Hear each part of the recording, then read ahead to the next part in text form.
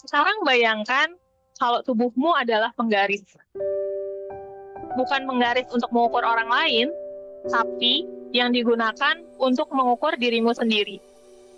Kalau bagian tubuhmu bisa bicara nih pada malam ini, bagian mana yang paling sering merasa dibandingkan? Apakah mata yang gampang banget ngantuk, padahal kerjaan masih banyak? Nggak kayak orang lain gitu yang bisa tahan on, nggak ngantuk-ngantuk. Perut yang sering banget lapar, orang lain kayaknya nggak perlu terlalu banyak makan snack, ngemil. Kenapa perutku ini manja banget? Apa pikiran? Terlalu sibuk, banyak mikir, jadi capek. Kayaknya orang lain santai-santai aja deh. Atau hati yang gampang banget baper. Padahal kayaknya orang lain nggak gitu-gitu amat gitu.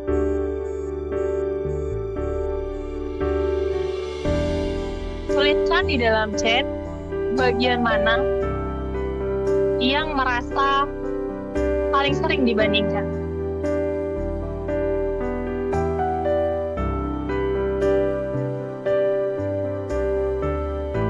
Malam ini, beri pelukan lembut pada bagian tubuhmu yang paling sering dibandingkan, tapi jarang dipeluk.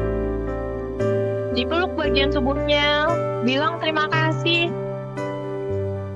Terima kasih, hal-hal baik apa saja nih yang sudah kita lalui. Kesulitan apa saja yang sudah berhasil kita lalui karena ada bagian tubuh itu.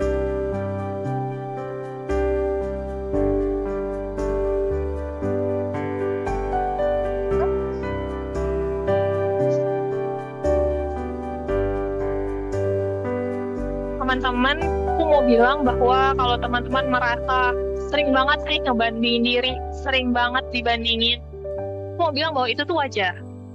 Dan ada studinya gitu, studi oleh Nihar ini, dia melakukan studi terus kemudian di-upload di Harvard Business Review gitu, bahwa ketika dia survei, lebih dari 75% respondennya itu bilang gitu bahwa dalam waktu 1 jam tuh mereka membandingkan dirinya dengan orang lain gitu. Jadi wajar gitu. Semua orang tuh semua orang itu sering banget membandingkan dirinya dengan orang lain gitu. Kenapa? Karena ternyata membandingkan diri adalah kunci utama untuk memahami kita tuh sebenarnya tuh siapa. Kalau kita bilang kita berprestasi, dasarnya apa? Itu kita bandingin lagi kan, dibandingin orang lain, aku lebih baik misalnya dalam hal menyanyi. Harapan. Kita bisa berharap gitu, bisa berharap bahwa oh dia bisa, aku berarti juga bisa dong. Oh dia bisa nih masuk ke universitas misalnya UI gitu, oh berarti aku juga bisa gitu. Tahun depan aku bisa masuk sana, ada harapan. Mood kita juga udah pasti ya, mood kita dipengaruhi nih bagaimana cara kita menilai diri kita sendiri dibandingkan dengan orang lain. Nah, kalau dibuat analoginya, ini seperti pesutan, mainan anak-anak yang pesutan itu. Puncaknya ini adalah ketika kita bahagia gitu, kita happy gitu dengan hidup kita, terus kemudian saat kita membandingkan diri, kebahagiaan itu menurun gitu. Tapi ternyata kalau misalnya perbandingan itu terkontrol gitu,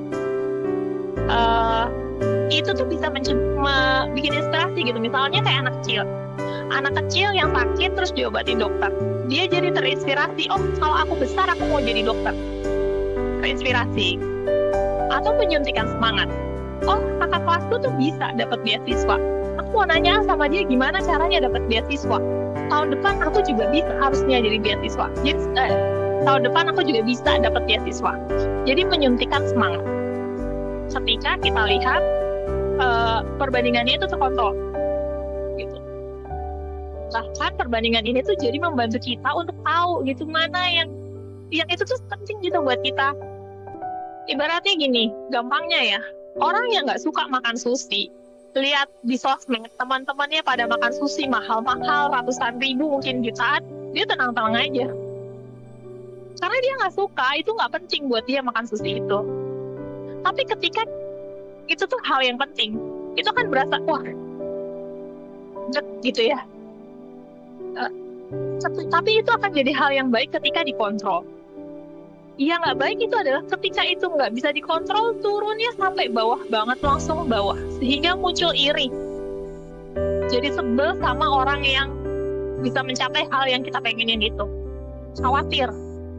Gimana ya, aku nggak nyampe situ, nanti masa depanku gimana gitu.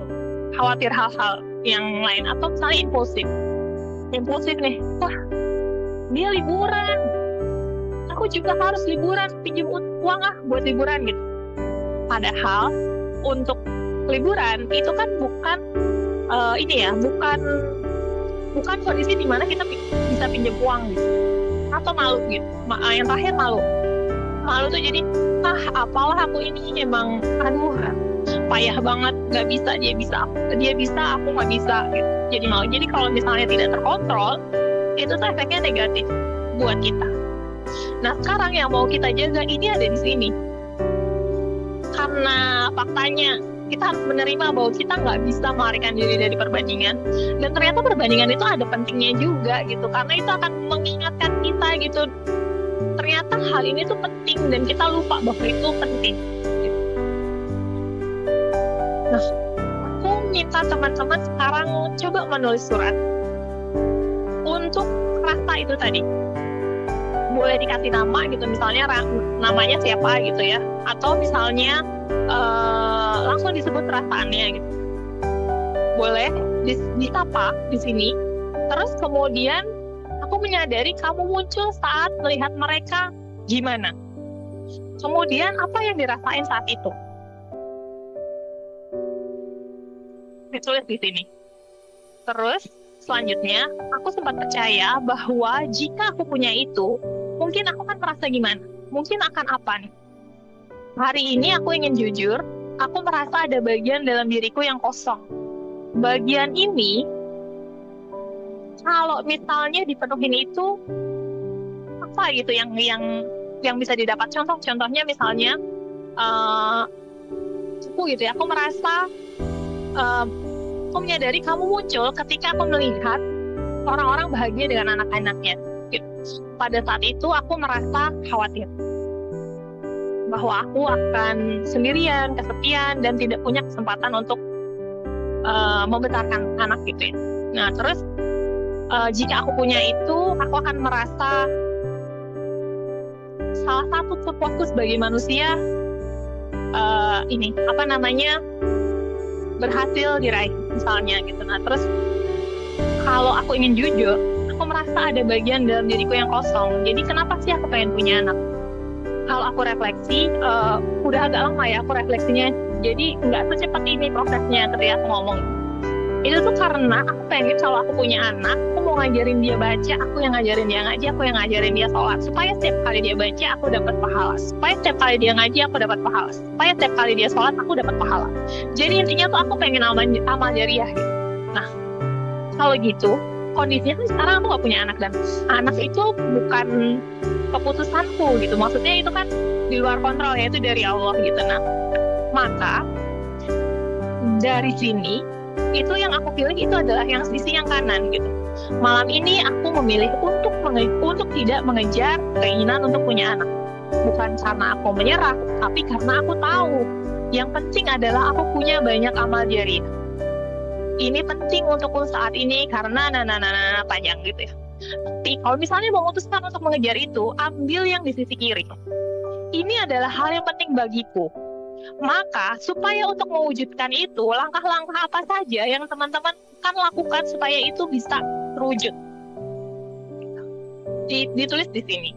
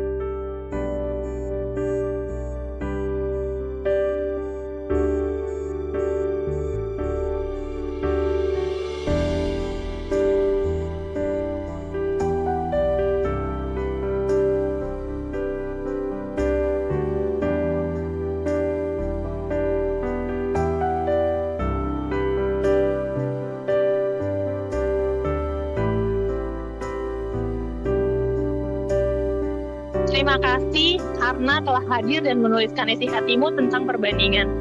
Selamat sudah memilih untuk melihat lebih ke dalam diri, bukan keluar. Ini adalah langkah pulang yang penting. Selamat ya teman-teman.